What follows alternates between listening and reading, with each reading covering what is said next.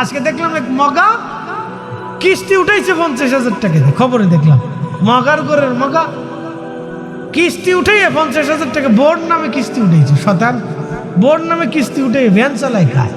তুই ভিক্ষা করে খাস, তুই কষ্ট করে খাস, পরিশ্রম করে খাস, তুই ভ্যান চালাই খাস, বোর্ড নামে কিস্তি উঠে গিয়ে ভ্যানেরে পতাকা বানাইছে, লুঙ্গি পতাকা বানাইছে, গেঞ্জি পতাকা বানাইছে, না জানি জাঙ্গেটাও পতাকা বানাইছে কিনা আল্লাহ জানে। কি পাগল দেশে জন্মাইছে। ও আর্জেন্টিনা ব্রাজিল কি জানে যে বাংলাদেশ এরকম পাগল আছে? জানে না, মানে জীবনেও নামও তো শুনে নেওয়া। ওই যে কি ম্যারাডোনা না ফেরাডোনা ছিল, এই ম্যারাডোনার জিজ্ঞেস করছে বাংলাদেশ চিনিনি, কিন্তু নামই শুনি নেই ছিল। অথচ হেল লেগে কিন্তু বাংলাদেশে বহু মানুষ মরিয়ে গেছে। কালকে দেখলাম খবর, এক বাচ্চা পতাকা উঠাইতে যায় গাছের উপরে, ধরছে কারেন্টে ধরে বাতি যা, আর বাড়ি যাওয়ার দরকার নেই, তুমি শুধু আইসো তো পতাকা নিয়ে কবরে চলে যাও। ছেলেবেলেদেরকে সাবধান করে পতাকা উঠাইলে যেন কারেন্টের খাম্বায় না। বাঙালি কি বাঙালি চিন্তা করে। আর একটা দেখছি ওই জার্মানি না কোন দেশের পতাকা বানাইছে 7 কিলোমিটার জমি বেঁচে, শতান কোথাকার, শতানের ঘরে শতান জমি বেঁচে 7 কিলোমিটার পতাকা টানাইছে। ওরা জুতাই দিয়ে বেরিয়ে দরকার। এই কথা জোরে বলে, জমি বেঁচে 7 কিলোমিটার পতাকা বানাইছে। ওরে আবার বলেন যে মসজিদে টাকা দেয়, জীবনও দেবে না। কত দেশের গরিব মানুষ টাকার অভাবে চিকিৎসা করতে পারে না। যান আপনি সদর হসপিটালগুলিতে, দুঃখে দুঃখে মরে, টাকার জন্য চিকিৎসা করতে পারে না, ওষুধ কিনতে পারে না। আমার দেশের বহু মানুষ আছে। বাঙালির বুদ্ধি জ্ঞান এদিকে নাই, চলে গেছে অন্যদিকে। এত পতাকা পৃথিবীর কোনো দেশে উঠায় না। আপনি খেলা দেখেন, অসুবিধা, খেলা নিয়ে শীতে পড়ে থাকেন, তাও সমস্যা।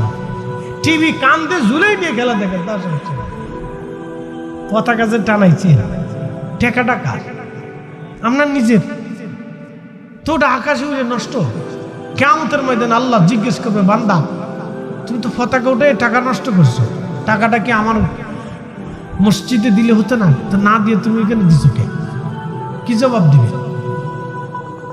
বলে হুজুর এগুলো জিজ্ঞেস করবে, ভাবতেছেন সাইডে দিবে না? শুনে যান, আল্লাহ কি জিজ্ঞেস করবে তাও শুনে যান। বলবো? হ্যাঁ, কি কথা বলবো? বলবো? বলে হুজুর এটা কি ধর্মের বিষয়? ধর্মের বিষয় না হলে আমি ফরিদি ওয়াজ করতাম না, ধর্ম দেখেই ওয়াজ করতেছি।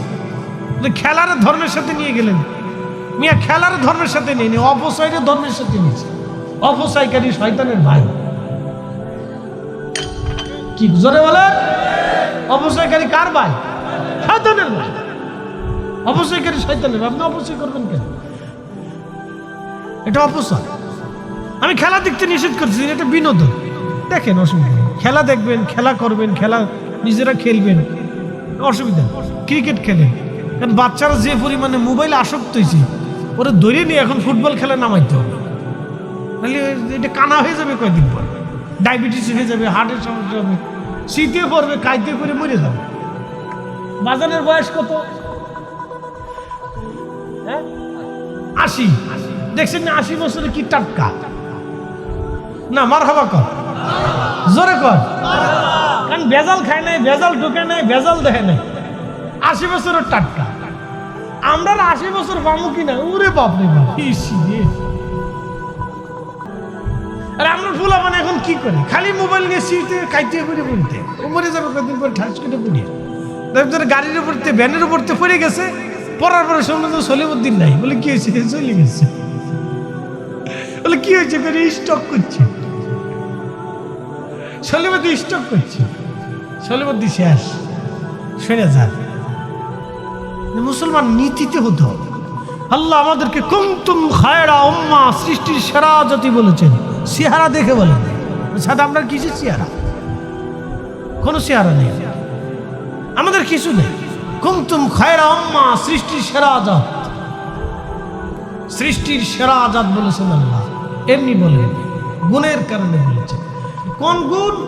আল্লাহ বলেছেন লাকাদ কানা লাকুম ফি রাসূলিল্লাহি উসওয়াতুন হাসানা।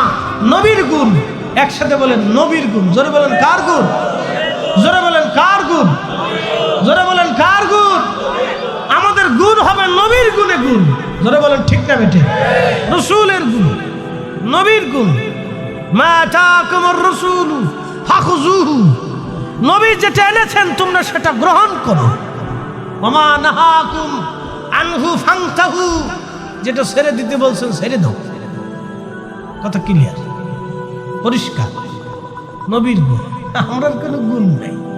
কি গুণ আমাদের? 10 বছরে 6,000 শিশু বাচ্চারা ছাড়ি নেই আমরা। বাংলাদেশের মুসলমান লজ্জা করে।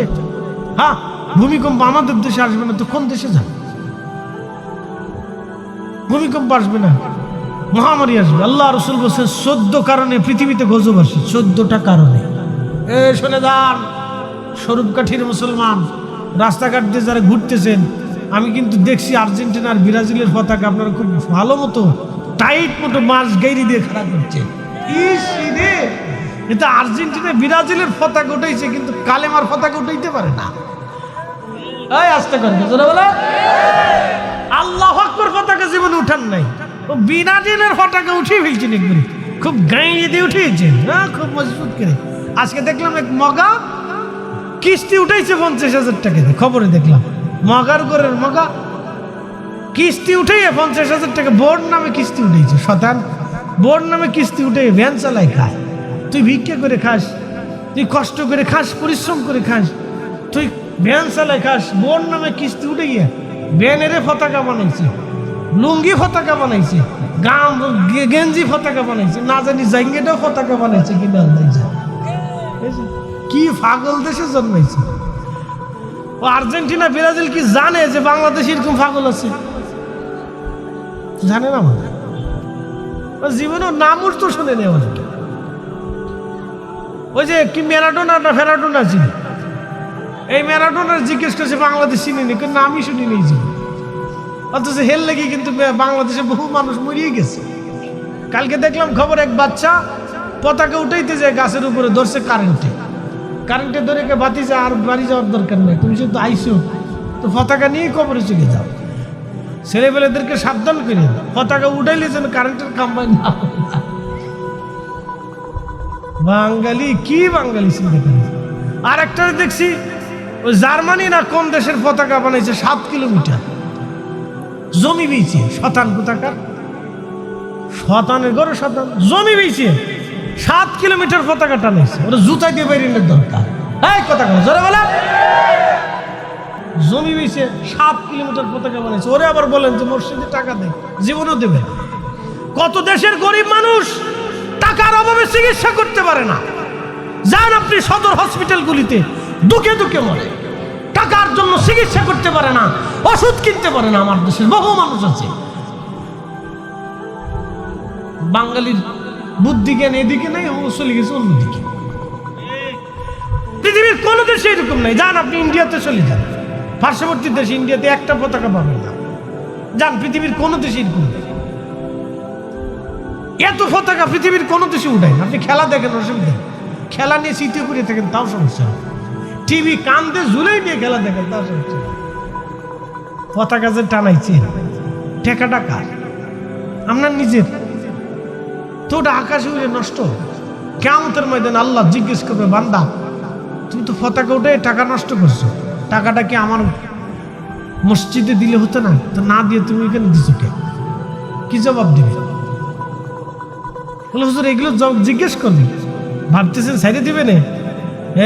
শুনে যান, আল্লাহ কি জিজ্ঞেস করবে তাও শুনে যান। বলবো? হ্যাঁ, কি কথা কন, বলবো? বলো হুজুর এটা কি ধর্মের বিষয়? ধর্মের বিষয় না হলে আমি ফরিদি ওয়াজ করতাম না, ধর্ম দেখেই ওয়াজ করতেছি। খেলার ধর্মের সাথে নিয়ে গেলেন মিয়া, খেলার ধর্মের সাথে নিয়ে নিয়ে অপচয়ের ধর্মের সাথে নিয়েছে। অপচয়কারী শয়তানের ভাই। কি জোরে বলে? অপচয়কারী কার ভাই? শয়তানের ভাই। অপচয়কারী শয়তানের। আপনি অপচয় করবেন কেন? এটা অপচয়। আমি খেলা দেখতে নিষেধ করছি, এটা বিনোদন। দেখেন, অসুবিধা নেই, খেলা দেখবেন, খেলা করবেন, খেলা নিজেরা খেলবেন, অসুবিধা নেই। ক্রিকেট খেলেন, কারণ বাচ্চারা যে পরিমাণে মোবাইলে আসক্ত হয়েছে, ওরা ধরে নিয়ে এখন ফুটবল খেলা নামাইতে হবে, তাহলে এটা কানা হয়ে যাবে কয়দিন পর, ডায়াবেটিস হয়ে যাবে, হার্টের সমস্যা হবে, শীতে পড়বে, কাইতে করে মরে যাবে। বাজারের বয়স কত? হ্যাঁ 80 দেখছেন না 80 বছরে কি টাটকা না মারহাবা কর জোরে কর কারণ ভেজাল খায় নাই ভেজাল ঢুকে নাই ভেজাল দেখে নাই 80 বছরের টাটকা আমরা 80 বছর পাবো কিনা ওরে বাপরে বাপ